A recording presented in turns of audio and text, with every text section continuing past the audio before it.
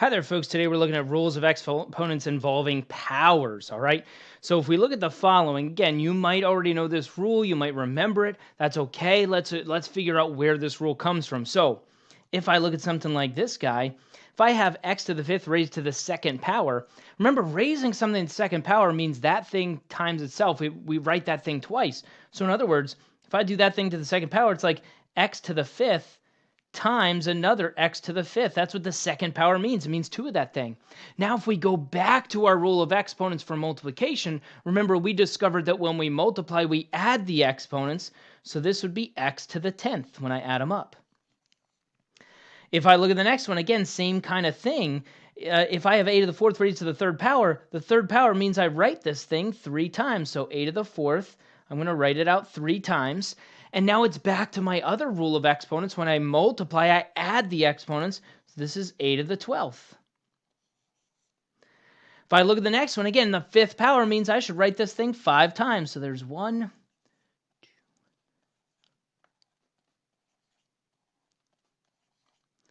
there it is, y to the third 5 times. That's what the fifth power means. But now my old rule for exponents was when I multiply, I add the exponents. So if I add up all those 3's, that's a y to the 15th.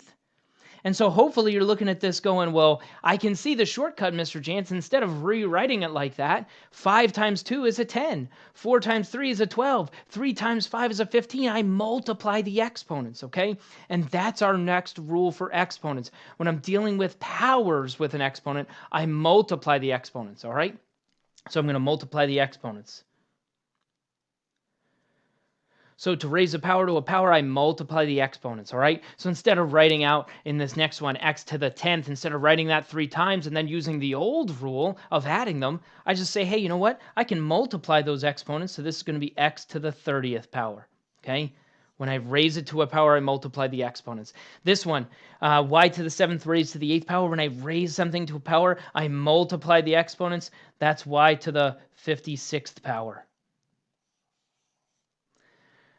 Here, when I've raised something to our power, I multiply the exponents. So that's a to the 36th power. And now the next one, once again, this is where we start to fall apart. We start throwing actual numbers in there, and we fall apart, okay? Numbers work the same way numbers have always worked, all right? If you were to ignore the a to the third here, let's pretend that a to the third isn't there. If I just had the 5, the a to the third is gone. Pretend it's not there. This literally says 5 to the second power. That is no different than it's always been. 5 to the second power is 25. So here, 5 to the second power is 25. But now the rules for exponents, I multiply the exponents and I get a to the 6th. Once again, the rules of exponents only apply to exponents, okay? We do the same thing with numbers that we've always done, but I do something special with the exponents, all right? Same thing with the next one. If I ignored the x, pretend it's not there. If I just had negative 3 to the third power, that's a negative 27. You could do that on your calculator if you need to, all right? But now I do something special with the exponents. The special thing with the exponents when I raise to a power is I multiply the exponents, so that's x to the 21st, okay? You do the same thing with numbers that we've always done with numbers, but we multiply the exponents. Same thing here, negative 2 in parentheses to the 4th power. Ignore that y to the 11th. Negative 2 in parentheses to the 4th power is a 16. But now I multiply the exponents. That's y to the 44th power. Okay? Numbers do the same thing numbers have always done. Multiply the exponents. If I look at the next one, see, now I got to start thinking about order of operations. Notice because I have the b to the 4th and then a parenthesis, that's multiplication. So this is multiplication right here in between those. And then that thing is raised to the 4th power. So order of operations, I do exponents first. So b to the 3rd raised to the 4th power, I multiply the exponents, that's b to the 12th. And now I'm going to multiply these two things. When I multiply, I add the exponents. So that's going to be b to the 16th. Okay, so we're just following order of operations and using our rules of exponents as we go. Okay, and I'll tell you right now, most of the time, these rules for exponents are used in isolation. All right, so if you can do these first 6 examples, you are in pretty good shape. All right. If you can do the next example that I just did, you're in even better shape. Okay. But usually they're used like those first 6 examples. Okay. Do your best with these ones where it's more than one rule for exponents. But again, follow order of operations. So here, same thing. This is multiplication. So I do the exponent first. Y to the 9th raised to the 2nd power. I multiply the exponents. That's an 18. And now when I multiply, I add the exponents, so that's a y to the 13th. And that's it, done and done. And notice I didn't do anything with that negative exponent, it took care of itself. That's why I always do negative exponents last, or I try to do them last if I can, okay? This one, same kind of thing. This is multiplication. Order of operations, I do the exponent first, so I'm going to do that 4th power first, and then I'll do the multiplication. So let me write this guy down. So let's do this exponent. 2 to the 4th power, same as it's always been, 2 to the 4th power, 16. And now once again, there's no exponent written on the x. That means it's a 1. Anytime there's not an exponent written, it's a 1, all right? So now I multiply the exponents. That's x to the blue. Clearly it should be in blue. That's an x to the 4th when I multiply the exponents. Here when I multiply the exponents, that's a 24. And now I do the multiplication. I multiply the numbers, that's a 32. I add the exponents, that's x to the 8th, y to the 14th. Okay? If I look at the next one, I have 2 sets of parentheses, so I have 2 exponents going on, so I'm going to do the exponents first. So here, negative 2 to the 3rd power is a negative 8. That's the way it's always been, but now I multiply the exponents. That's a to the negative 12th, b to the 30th, and now this is multiplication in between here, so I write my multiplication. So now I do the next one. 3 to the 2nd power is a 9. Again, make sure you're doing the exponent the way you normally would with numbers. But now here the a is missing an exponent. That means it's a 1. Rules for exponents, I multiply the exponents. That's a to the 2nd, b to the 12th. Okay, and now I'm into multiplication mode. Negative 8 times 9 is a negative 72. I add the exponents, that's a to the negative 10th, b to the 42nd power. But now I have a negative exponent in there. Notice the only thing with the negative exponent is the a. So that's the only thing that gets sent to the denominator. The negative 72 stays where it is. The b to the 42nd stays where it is. But now a flips to the other side and becomes positive. That's our rule for exponents, okay? So again, follow order of operations. Do the rules of exponents as you go. Take care of negative exponents at the end, all right? But again, the new rule for exponents, when you raise it to a power, we multiply the exponents, all right?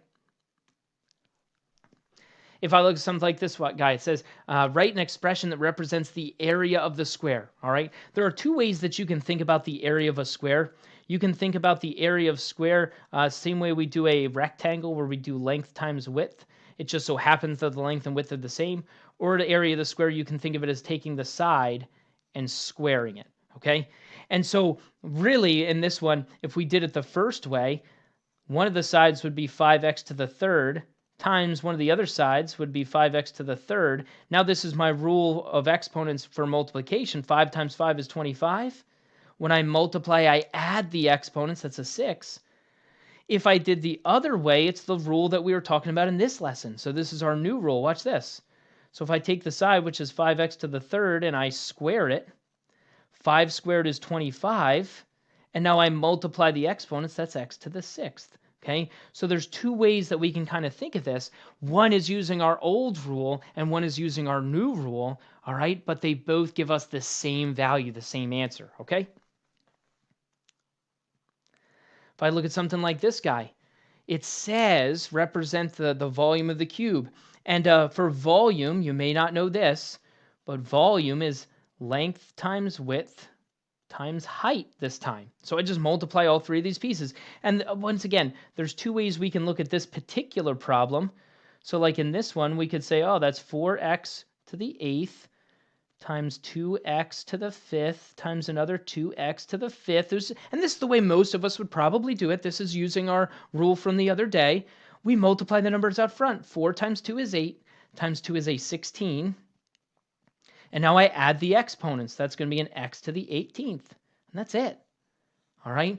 If we happen to notice that one of those, that two of those sides are the same, instead of writing times 2x to the fifth, I could just call it a 2x to the fifth squared.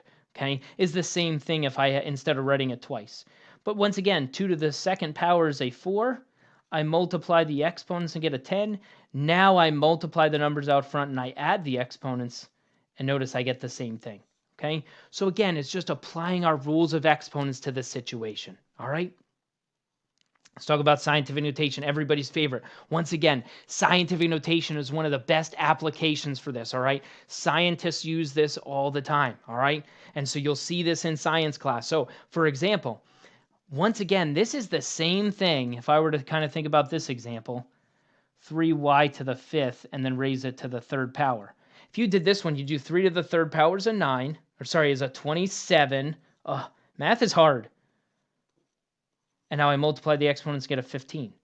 Scientific notation is the same thing, but instead of a y, I have a 10, all right? I still do this 3 right here, this guy. I still do that 3 raised to the third power, which is 27. But now instead of having a y, I just leave the 10 as a 10, and I multiply the exponents. It's 10 to the 15th power, okay? So I'm using rules of exponents to keep this thing closer to scientific notation. Now, I want the answer to be in scientific notation, and this is not scientific notation because 27 is no good. That 27, I need to have a 2.7 instead.